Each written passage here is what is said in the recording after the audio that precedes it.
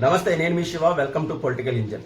పవన్ కళ్యాణ్ గారు ఉప ముఖ్యమంత్రి హోదాతో పాటు ఇటు విపక్ష పార్టీ యొక్క బాధ్యతను కూడా తన భుజాలకు ఎత్తుకుంటున్నారేమో అని అయితే అనిపిస్తుంది. ప్రస్తుతం విపక్ష పార్టీగా వైసీపీ ఉన్నప్పటికీ కూడా ప్రజలకు సంబంధించిన విషయాలు, ప్రజలకు సంబంధించిన సమస్యలు, అలాగే రాష్ట్రానికి సంబంధించిన ఇతర అంశాల విషయంలో పూర్తి స్థాయిలో యాక్టివ్గా లేని పరిస్థితుల్లో అయితే పవన్ కళ్యాణ్ గారు ఈ బాధ్యతను కూడా తన భుజానికి ఎత్తుకుంటున్నారు. త్వరలోనే దీనికి ఆయన కార్యాచరణ సిద్ధం చేసుకున్నారు. ఒక పకడ్బందీ ప్రణాళికతో ముందుకు వెళ్ళబోతున్నారు అని అయితే పూర్తి స్థాయిలో అర్థమవుతుంది. ఎప్పటికే పవన్ కళ్యాణ్ గారు ఏమాత్రం చిన్న తప్పు జరిగినా, ఏం విషయంలో చిన్న ఇబ్బంది జరిగిన ప్రజలకు సంబంధించి గలమెత్తుతున్న సమయంలో మరోపక్క పాలనాపరంగా కూడా పంచాయతీరాజ్ గ్రామీణాభివృద్ధి శాఖలను ఒక జోడెద్దు బండులాగా గ్రామాల్లో ఉన్న సమస్యలను తీర్చి అభివృద్ధిని విస్తృతం చేస్తున్న సమయంలో ఇక విపక్ష పార్టీ యొక్క బాధ్యతను కూడా ఆయన తలకెత్తుకోబోతున్నారు. పూర్తిగా విపక్షం చేయాల్సిన ప్రజా సమస్యల పరిష్కారం లేదా క్షేత్రస్థాయిలో ఉన్న అంశాలను పూర్తి స్థాయిలో పరిష్కారం చేసే దిశగా ఆయన అడుగులు వేస్తున్నట్లయితే కనిపిస్తోంది. ఇప్పటికే ఆయన రాష్ట్రంలో శాంతి భద్రతల సమస్య మీద చాలా గట్టిగా మాట్లాడారు.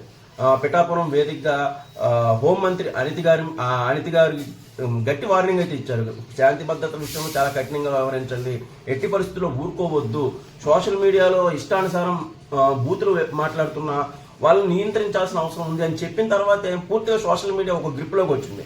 ఇప్పుడు ప్రస్తుతం ఏపీలో ఉన్న ప్రజలు సోషల్ మీడియా ఉపయోగిస్తున్నప్పటికీ కూడా కొందరు బూతులు పూర్తిగా తగ్గినాయి. అలాగే సోషల్ మీడియాలో కొందరు చేసే వ్యాఖ్యలు, అనవసరపు వ్యాఖ్యలు చాలా తగ్గినాయి. దీన్ని తగ్గించగలిగారు. సో ఇప్పుడు ఫర్దర్గా తిరుపతి ఘటన జరిగిన విషయంలో కూడా ఆయన చాలా వేగంగా స్పందించారు. ముఖ్యంగా తిరుపతి ఘటన అనేది కేవలం ఎవరో పెద్ద జరిగిన ఘటన అయితే కింది స్థాయిలో చిన్న విషయంగా జరిగి పెద్దదవ్వచ్చు, కానీ దీనికి సంబంధించి పాలనా పరంగా పూర్తి స్థాయిలో బాధ్యత తీసుకోవాల్సిన అవసరం లేకపోయినా ఆయన బాధ్యత తీసుకున్నారు. ఇది గొప్ప విషయం. ఇక ఇదే తరహా విధానాన్ని కూడా అవలంబించాలి, ప్రజల్లోకి వెళ్ళాలి, ప్రజల మధ్యనే ఉండి పాలన చేయాలి, ప్రజలకు సంబంధించిన సమస్యలను అక్కడే సత్వరం పరిష్కారం చేయాలి అని అయితే 26 జిల్లాలు తిరగడానికి అయితే ప్రణాళిక సిద్ధం చేసుకుంటున్నారు. ఇప్పటికే వైసీపీ అధినాయకుడు జగన్ అయితే ఈ జనవరి నుంచి ప్రజల్లోకి వస్తాను, నేను ప్రజల్లో తిరుగుతాను అని చెబుతున్న తరుణంలో విపక్ష పార్టీగా పూర్తిగా విఫలమైన తరుణంలో ఆ విపక్ష పార్టీ ఏం చేయాలి, ఏం చేయకూడదు, ప్రజలకు ఏం చేస్తే ప్రజల బాధలను పాలక పక్షానికి తెలియజేయాలి అన్న విషయాలు కూడా సరిగా పట్టించుకోని తరుణంలో పవన్ కళ్యాణ్ గారే డైరెక్ట్గా రంగంలోకి దిగి పేషీతో సహా జిల్లాల్లో పర్యటించి, అక్కడ ఉన్న గ్రామాల్లో పర్యటించి, కుగ్రామాలకు కూడా వెళ్ళి ప్రజల సమస్యలు తెలుసుకోవాలని అయితే భావిస్తున్నారు. ఇది యాక్చువల్ అయితే జగన్ చేయాల్సిన కార్యక్రమం. ఎందుకంటే పాలనాపరమైన అంశాల పట్ల ఆయన పోరాడాలి, లేకపోతే ప్రభుత్వం తప్పిదాలను బహిరంగపరచాలి, మీడియా పరంగా బహిరంగపరచాలి, ప్రజలకు తెలియజేయాలి. ప్రజల్లో ఉన్న సమస్యలు ఏమైనా ఉంటే ప్రభుత్వానికి దగ్గరికి తీసుకెళ్లి అది పరిష్కరించేలా చూడాలి. ఇదంతా కూడా విపక్ష పార్టీగా ఎప్పుడు కూడా ఒక విపక్ష పార్టీకి బాధ్యత అనమాట అది. సో ఈ బాధ్యతను కూడా తలకెత్తుకోవాలి. ఎందుకంటే విపక్ష పార్టీ సరైన రీతిలో స్పందించడం లేదు అని ఆయన భావిస్తున్న తరుణంలో జగన్ గారి రోల్ కూడా పవన్ కళ్యాణ్ గారు పోషించడానికైతే సదా సిద్ధమవుతున్నట్లయితే తెలుస్తోంది.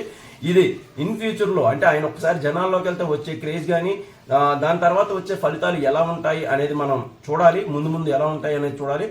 దీంట్లో కూడా కొత్తగా వెళ్ళడం, ఆదేశాలు జారీ చేయడం, చర్యలు తీసుకోవడం అనే పత్రికా భాష విషయాలను పక్కన పెట్టి ఖచ్చితంగా అక్కడికక్కడే సమస్యను పరిష్కరిస్తారా లేదా అనే అధికారులను అప్రమత్తం చేస్తున్నారు. ఇప్పటికే అధికారుల మీద ఆయన అయితే చాలా గుస్సాగా ఉన్నారు. ఎందుకంటే కొందరు అధికారులు ఇప్పుడు కూడా చెప్పిన మాట వినని పరిస్థితి.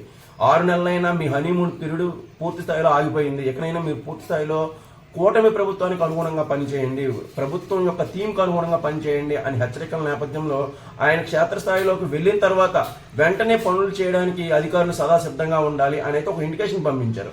సో ఆ ఇండికేషన్ అనుగుణంగా అధికారులు కూడా మార్పు చెందాల్సిన అవసరం ఉంది. లేకపోతే ఆయన వార్నింగ్ కూడా ఇచ్చారు. ఎలా అంటే, నేను ఒక్కసారి రోడ్డు ఎక్కితే మీ వచ్చే పరిణామాలు చాలా తీవ్రంగా ఉంటాయని అయితే ఆయన ఒక వార్నింగ్ కూడా ఇచ్చారు. సో దీనికి అనుగుణంగా అధికారులు మారాలి.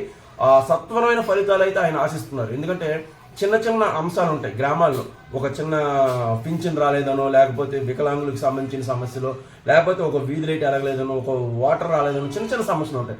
ఆ సమస్యలను అక్కడికక్కడే తీర్చడం ద్వారా ప్రజల్లో ఒక పాజిటివ్ దృక్పథాన్ని కల్పించాలి అని అయితే భావిస్తున్నారు. ఇవన్నీ చేయాల్సిన విపక్ష పార్టీ అయిన వైసీపీ పూర్తిగా నిద్రావస్థలో ఉన్న సమయంలో పవన్ కళ్యాణ్ గారు ఈ చర్యలు తీసుకోవడం అయితే నిజంగా స్వాగతించాలి.